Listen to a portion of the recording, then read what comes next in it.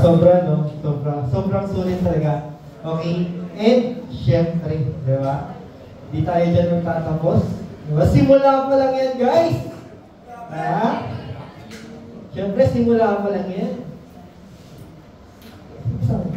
Of course, guys, di ba? Hindi kita mapatagali. The Father of Dragons Project. Yan. Diba? Let's all welcome Tatay Mark Anthony Cruz.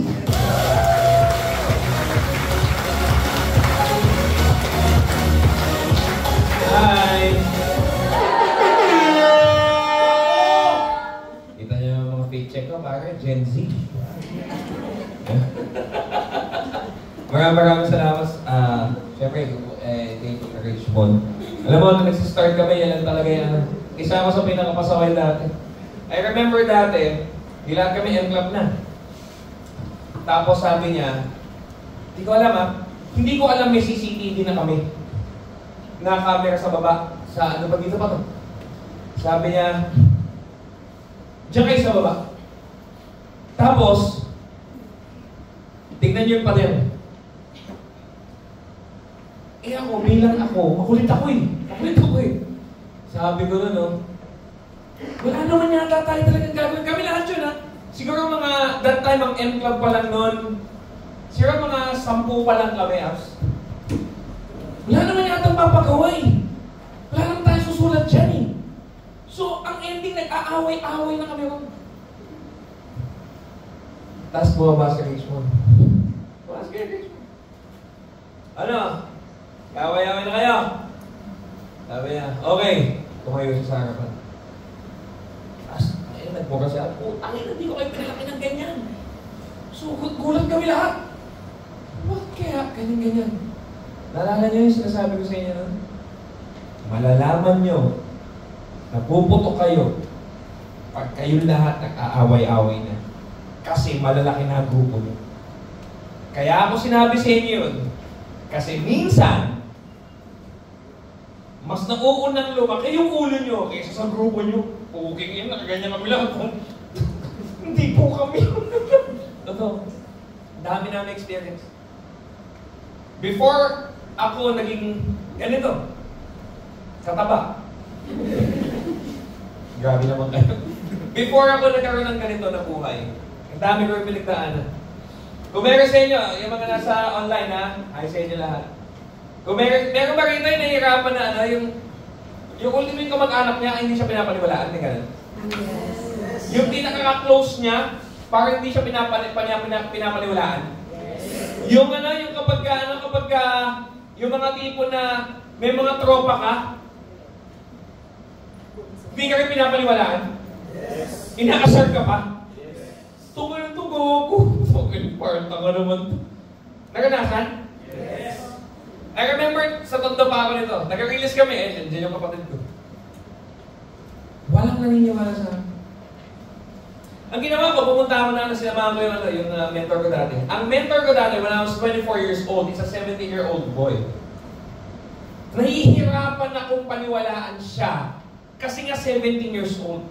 Nung na-invite ako rito, to be perfectly honest, ayoko yung negosyo. Ang problema, gusto ko yung kitahan. Nagigets nyo, di ba labo? Gusto ko yung kita, pero ayoko siyang gawin. Nagigets nyo? Puta, eto na, pre. Dumating yung pagkakataon, bro, na puta, nagagalit na ako. Naiirita na ako. Kasi walang naniniwala sa akin eh. Alam mo, dumating yung pagkakataon.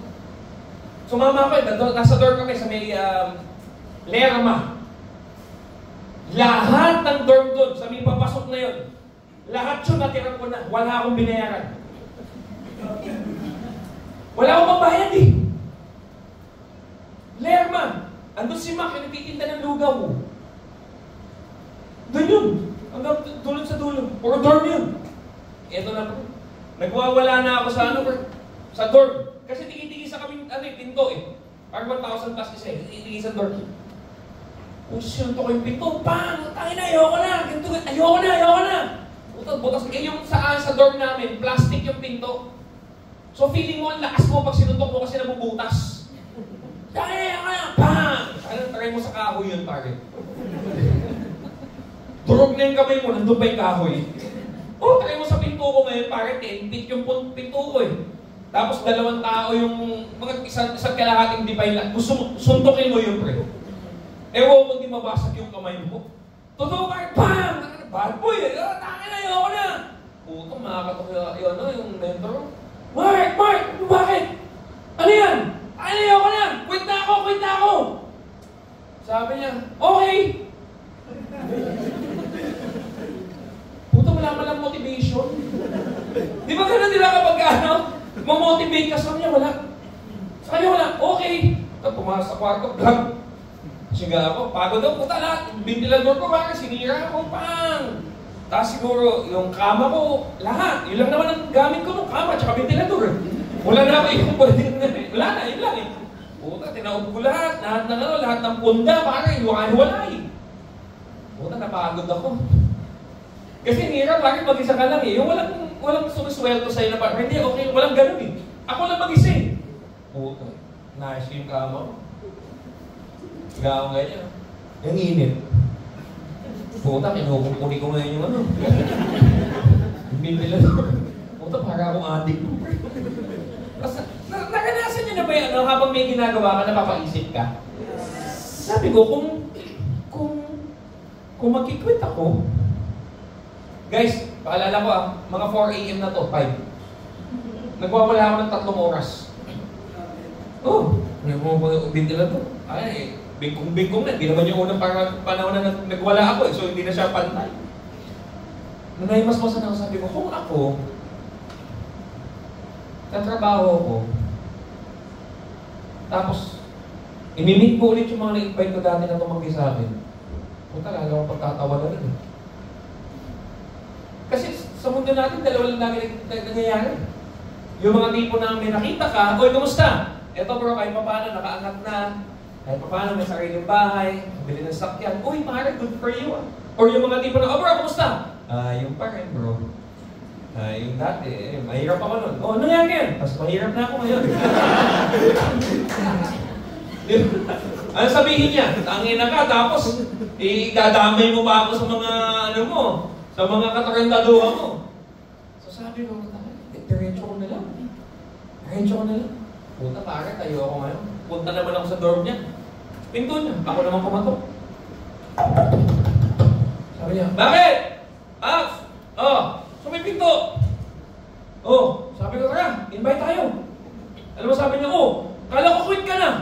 Sabi ko sa kanya, parang gawa ko to si Oprah, negative. Totoo bro, come to think of it. Sa dami ng rejection na nangyari sa akin, ay hindi na ako. Kasi minsan, ang gusto ng mga tao, laging swift. Walang madaling bagay sa mundo. Wala! Being successful is not easy. If being successful is easy, everybody's successful. Everybody would do it. Pero bakit kailangan mahirap? Bakit kailangan mahirap maging successful? Siyempre, pag tumayo ka ng stage, at may hawak ko malaking cheque, nakinita mo yun, 1 million, 2 million, 10 million, 50 million. Ang binabayaran sa'yo, hindi yung cheque meron ka. Kasi kahit magsisigaw kami, hindi naman namin makukuha yung million mo eh. Ang binabayaran kung ba't nanonood kami doon sa kumita ng malaki, yung story mo kung paano mo nakuha. Yes. Tama mali? Tama. Kung hindi ka na-reject, lahat pumayag, lahat inaabangan ka, meron ba yung kakatok sa bahay mo? Uy, pare, bakit? Gusto ko sumali sa'yo, pangarap ko yan eh. Di ba? Pare, may 55,000 ako rito, baka pwede na to.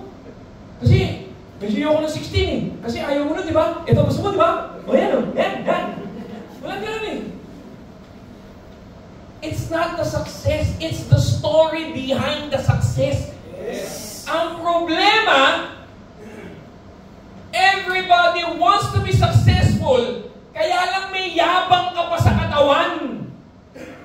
Feeling mo kasi ang galing-galing mo sa ginagawa mo. Kapatid, kahit doktor ka, may doktor nga tayo, engineer ka, architect ka, lawyer ka, pare. Hindi ito 40 mo. 40 namin to. Sa amin ka makinig. Yes. Di ba? Tanggalin mo muna yung yaman mo. Eh kasi para you have the money, tangin na parang may pera din kami. Di ba? Para negosyante ako, negosyante rin kami. Di ba?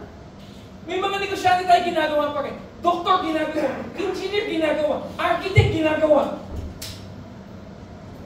Kung anak ka ni Henry C., iniga ko sa'yo.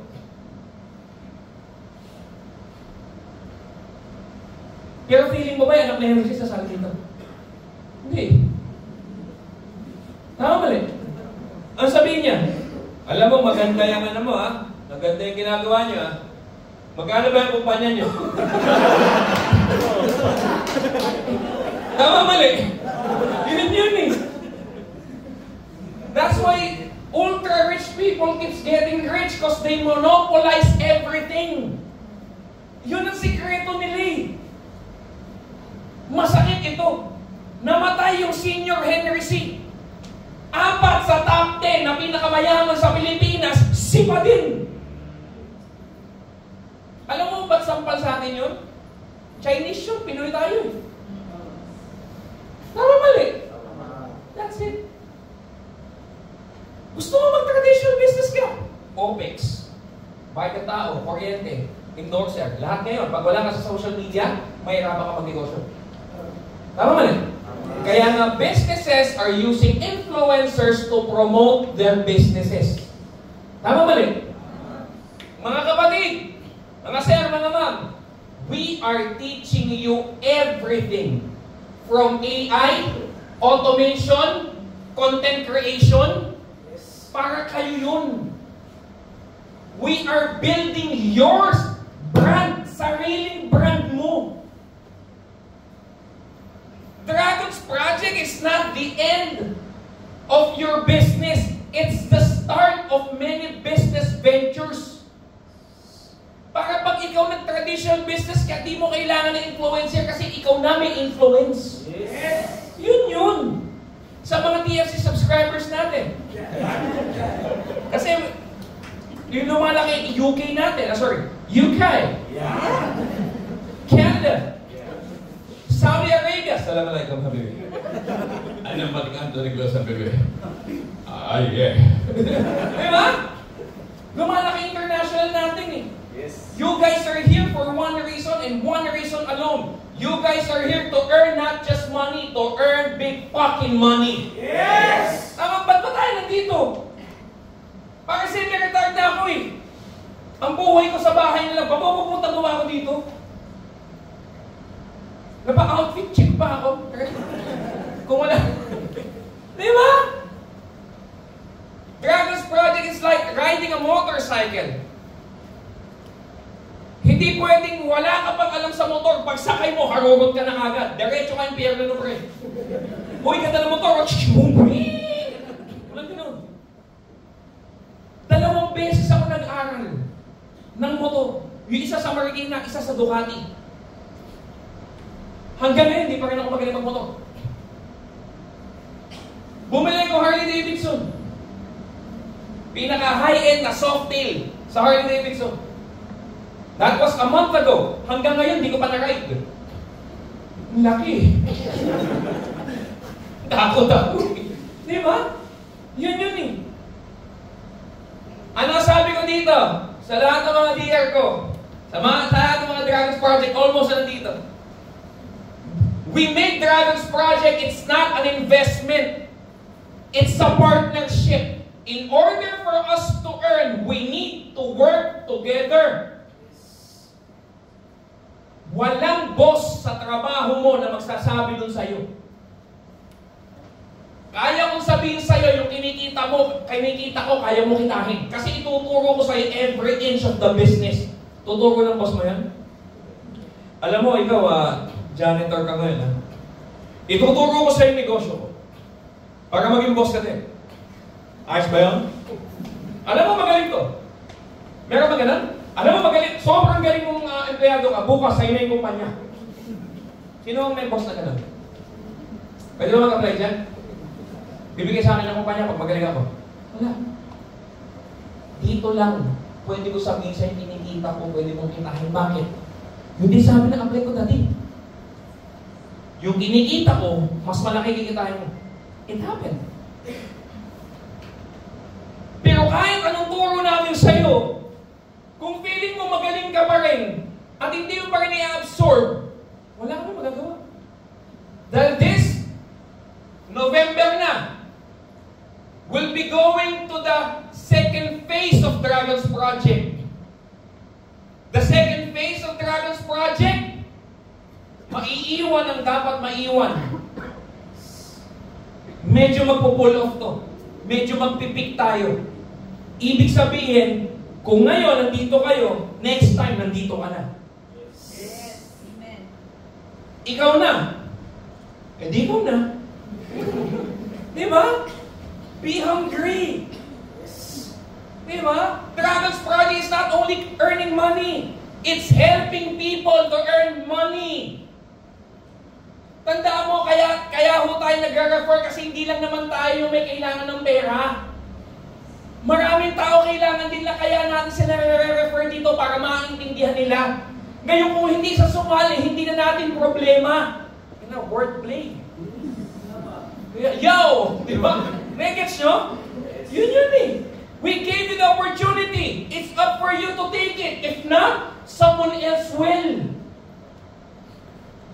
Kaya, sa mga nanonood at nasa loob, kung yung nirefer mo hindi sumali, eh ano naman ngayon?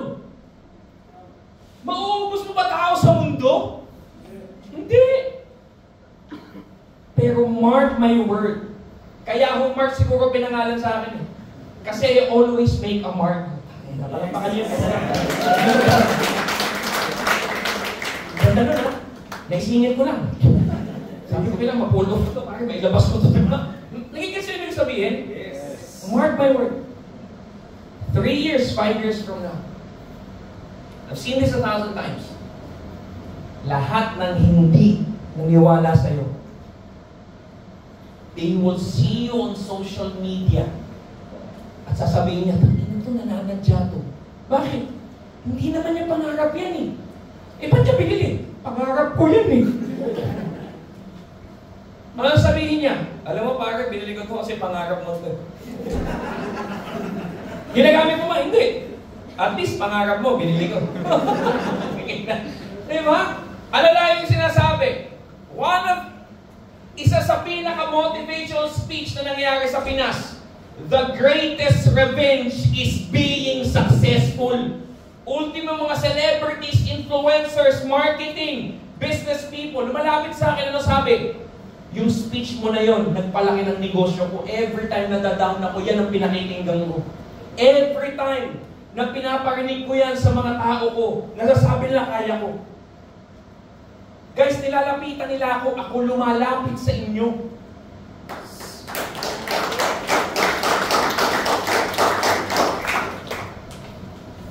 This project comes once in a lifetime. Kung hindi mo siya siseryosohin, hindi rin seryoso ang bibigay sa'yo. But if you'll be serious on this project, kung ano yung malaking pera sa isip mo, mas malaki ron ang kayang ibalik sa'yo. Ang kailangan lang namin isa, oras mo. Eh kasi wala akong oras eh. Tangina pare, kalahating araw ka sa cellphone, hayop ka eh. Lahat na nangyayari, hindi pa nangyayari, nabalitaan mo na eh. Tapos sabihin mo, wala kang oras, gum-gum. Bagay dito sa mukha eh, ha? Tama, Netflix mo, parang Parang napanood mo na ito, naman. Eto, napanood mo na, series yan, di ba? Bakit? Bakit taga dito? Hindi bro, 2 araw lang yan. Bakit 2 buwan itong pinanood ko? Hindi, 2 araw lang yan, bakit? Tinire-diretso ko lang, di ko binitawan. Ano, kumita ka o kumita sila? Sila! Pinanood mo eh. Pag nagpanood kami ng training sa'yo, sino kikita kami kayo?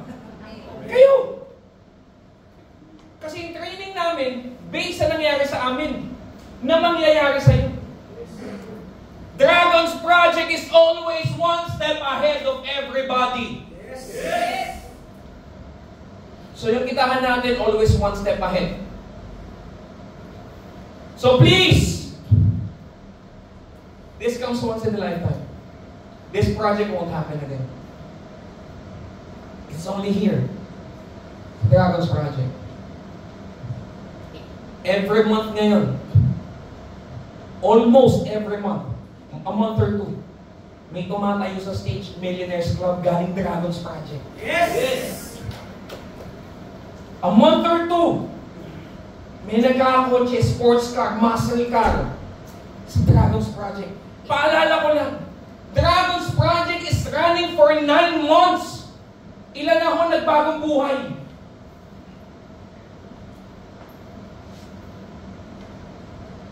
Ikaw yung gusto ko sumunod eh. Ang problema, lahat ng tao gusto. Pero ang tanong mo sa sarili mo ito, gaano mo ba talaga kagusto? How bad do you want to become successful? Ano ba ang successful para sa iyo?